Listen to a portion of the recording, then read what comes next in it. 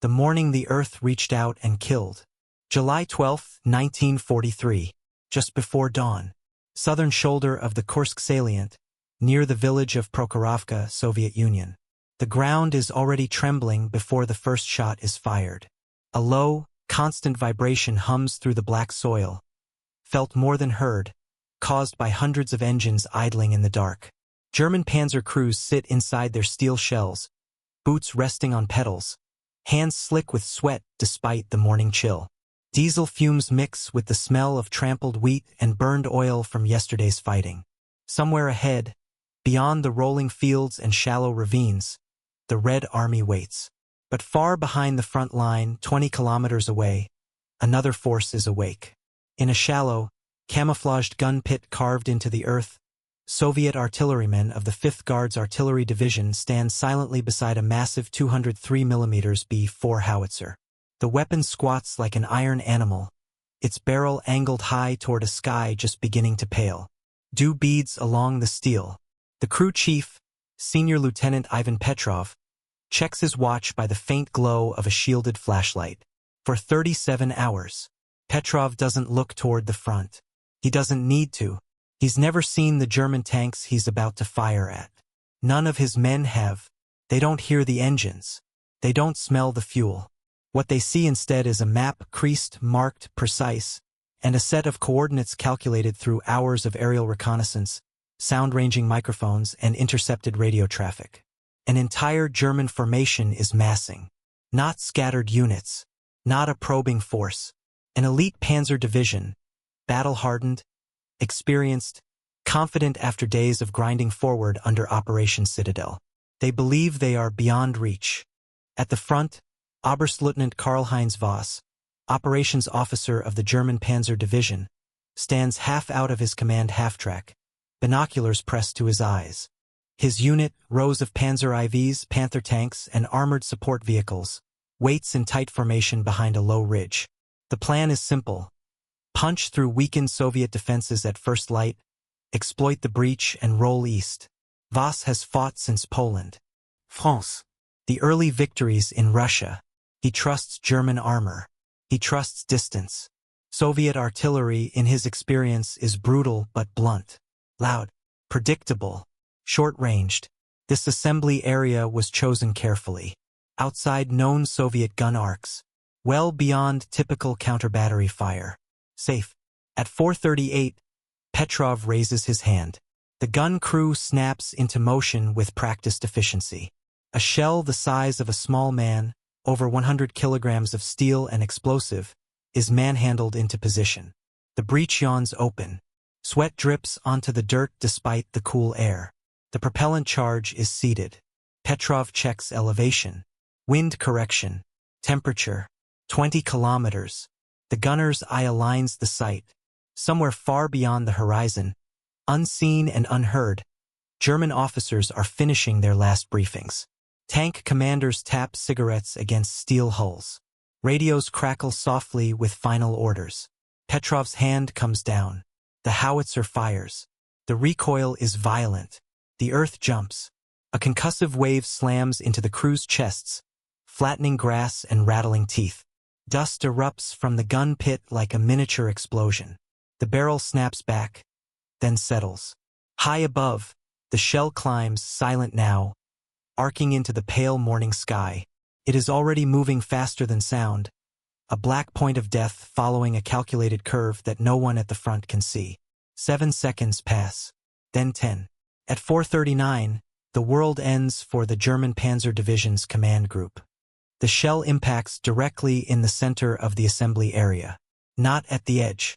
Not short. Dead center. The explosion is catastrophic.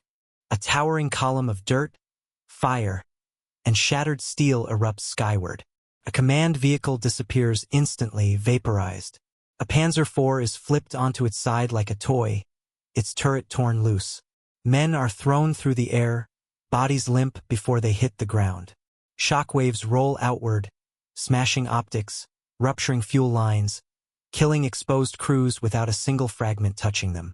Oberstleutnant Voss is lifted off his feet and slammed into the side of his half-track. His binoculars shatter. His ears ring with a piercing, total silence. For a heartbeat, no one understands what has happened. There was no warning whistle. No incoming barrage. No visible guns. Just a single, impossible strike from 20 kilometers away. And this was only the first shot. The invisible guns. The smoke from the first impact is still climbing when the second shell is already in the air. At the front, confusion spreads faster than fear. German tank crews scramble out of hatches, shouting over ringing ears. Radios crackle, then die, as antennas snap and power lines are severed by flying debris. No one knows where the fire came from. There was no ranging shot. No creeping barrage. Just a single surgical blow that landed with impossible precision. Oberstleutnant Voss staggers upright, blood trickling from a cut above his eye. His command half-track is burning. The driver inside doesn't move. Voss grabs a field telephone handset, dead. He turns in a slow circle, trying to orient himself, trying to see artillery flashes on the horizon. There are none. Then the second shell lands. This one slams into a cluster of fuel trucks parked behind the tanks. The explosion is instantaneous and overwhelming. Gasoline detonates in a rolling fireball, engulfing nearby Panthers in flame. Armor plating glows orange. Ammunition cooks off inside sealed hulls, popping and detonating in chaotic sequence. One Panther's turret lifts straight into the air before crashing back down 10 meters away. Men run, then fall, then disappear in smoke. At the Soviet gun position, 20 kilometers to the east, Senior Lieutenant Petrov doesn't flinch. He watches the stopwatch in his hand. The forward observers, positioned in trees, church towers, and concealed trenches near the front, are already transmitting corrections via landline. Impact confirmed. Target grouping dense. Adjust 50 meters west. Petrov nods once. He doesn't need to see the destruction. The mathematics tell him everything. The third shell is loaded. This is no blind bombardment. It is the culmination of weeks of preparation. Soviet aerial reconnaissance flights photographed the German buildup. Sound-ranging units plotted engine noise patterns during the night. Radio intercept teams triangulated command transmissions. Every likely assembly area was mapped, measured, and pre-registered. The Germans believe they are waiting to attack.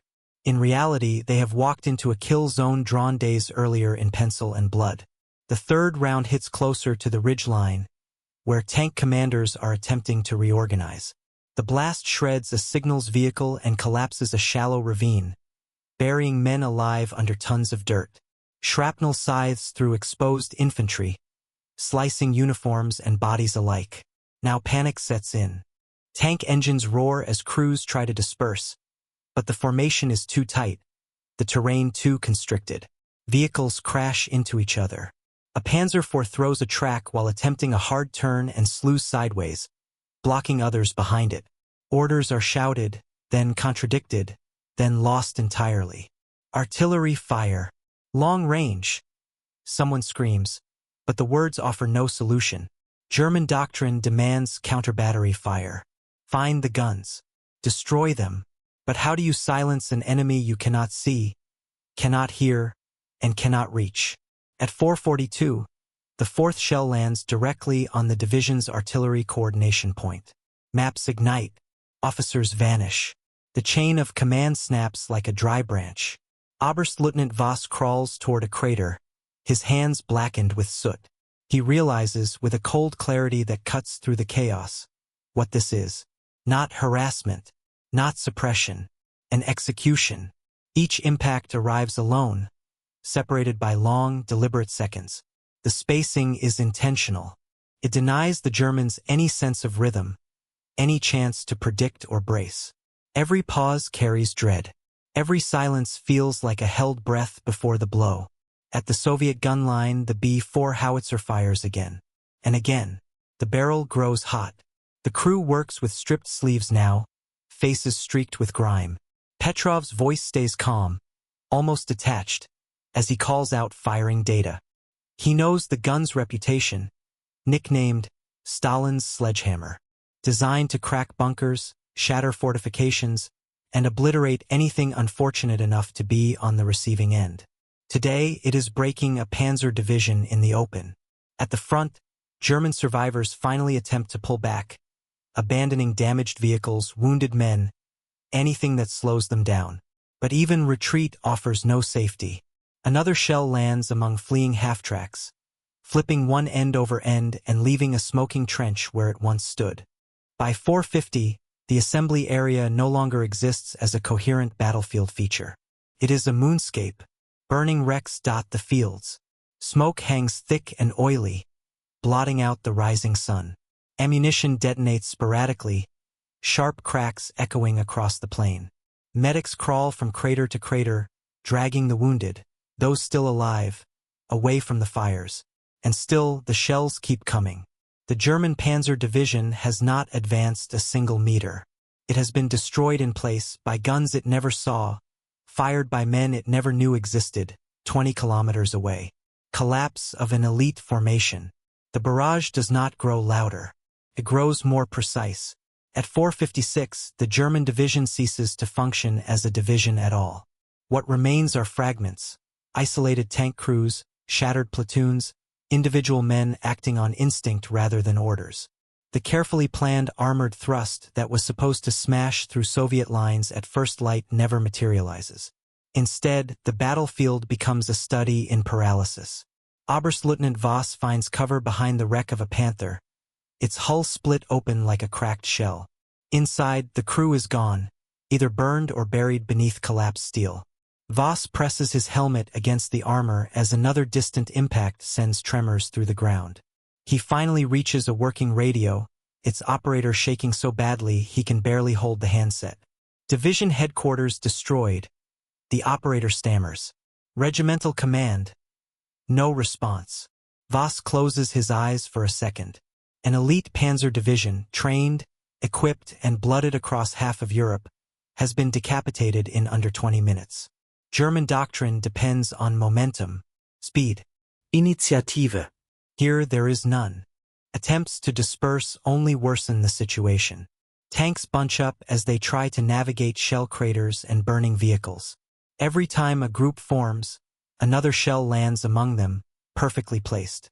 The Soviet forward observers adjust fire with chilling efficiency, calling corrections as casually as a man giving directions.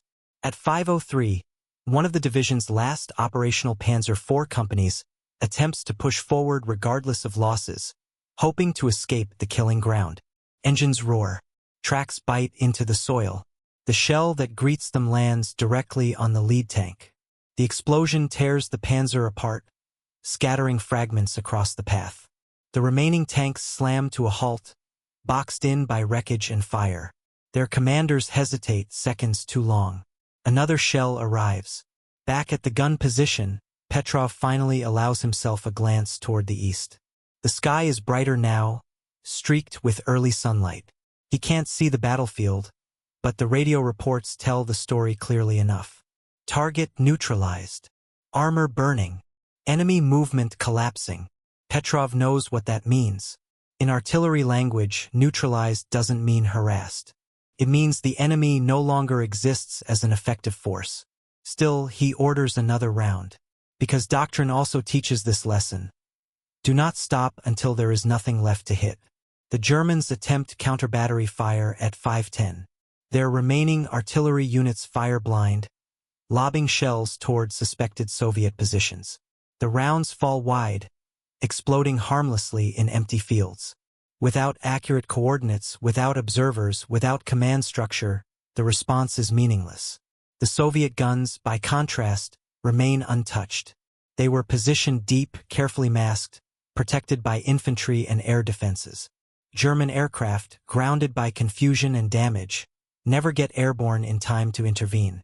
By 5:18, the shelling finally slows.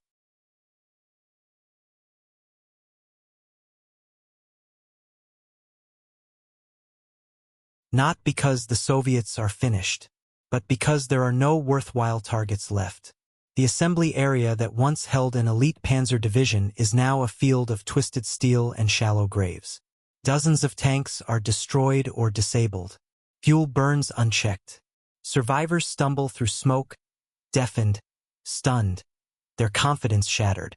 Oberstleutnant Voss is among them, limping away from the wreckage as medics pull him toward the rear. He looks back once, over his shoulder, at what remains of his unit. He understands, with bitter clarity, what has happened. They were not beaten by another armored force. They were not outmaneuvered. They were reached by artillery that rewrote the meaning of distance on the battlefield. Later that day, Soviet infantry advances through the ruins without resistance. They move cautiously at first, weapons raised, expecting traps or last stands. They find none, only burned-out tanks, abandoned equipment, and bodies left where they fell when the earth itself turned against them. The kill shot, 20 kilometers long, has done its work, but its true impact is only beginning to spread. Shockwaves beyond the battlefield. The smoke is still rising when the reports begin to move up the chain. At German Army Group headquarters, kilometers behind the front, staff officers stare at situation maps that no longer make sense. An entire panzer division, marked in confident blue grease pencil only hours earlier, has gone silent. No advance arrows, no radio traffic, no requests for fuel or ammunition, just absence. Messages finally trickle in through fragmented channels. The language is confused, contradictory, and alarming. Severe artillery fire, extreme range. Command destroyed, heavy armor losses. Assembly area annihilated. The word annihilated is underlined in one report. For the German command, this is not merely a tactical loss. It is a doctrinal shock. Panzer divisions are supposed to be the decisive instrument, fast, aggressive, untouchable when properly deployed. They are not meant to be erased before the battle even begins. Senior officers demand explanations. How did Soviet artillery reach so far? How did they know exactly where to strike? Why was there no warning? There are no satisfactory answers. What none of them fully grasp yet is that the battlefield has changed. The Red Army is no longer reacting. It is anticipating, planning, executing with a level of coordination that German intelligence believed impossible just 2 years earlier. At the front, Soviet soldiers move among the wreckage as daylight fully breaks. Infantrymen from the 5th Guards Army advance carefully, stepping over cratered earth and twisted track links. They expect resistance. Instead, they find stunned survivors who surrender without a fight. Hands raised, eyes hollow. One Soviet sergeant stops beside a destroyed Panther, running a gloved hand over the scorched armor. He whistles softly. Even these machines, once feared, lie broken and helpless. Behind the lines, Senior Lieutenant Petrov finally allows the gun crew to stand down. The B-4's barrel smokes faintly. Empty shell casings lie stacked like oversized gravestones. The men are exhausted, their ears ringing, their uniforms soaked with sweat and grime. Petrov says little. He doesn't celebrate. Artillerymen rarely see the faces of those they kill. But today, through reports and intercepted transmissions, he understands the scale. An elite enemy formation, trained for breakthrough, has been neutralized by calculation, patience, and reach. The kill shot was not luck. It was preparation.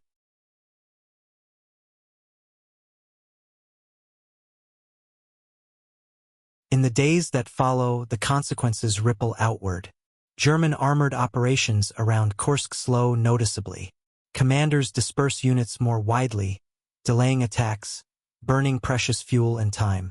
Assembly areas are moved farther back, formations broken up, coordination weakened, all in fear of unseen guns beyond the horizon. The Soviets press the advantage. Artillery becomes the opening move, not the supporting one. Long-range strikes hammer German concentrations before they can maneuver. The Red Army dictates tempo now, forcing the Wehrmacht to react rather than initiate. Historians will later argue about numbers, exact tank losses, casualty figures, the identity of the specific division most affected. But among those who were there, the memory is simpler and more enduring.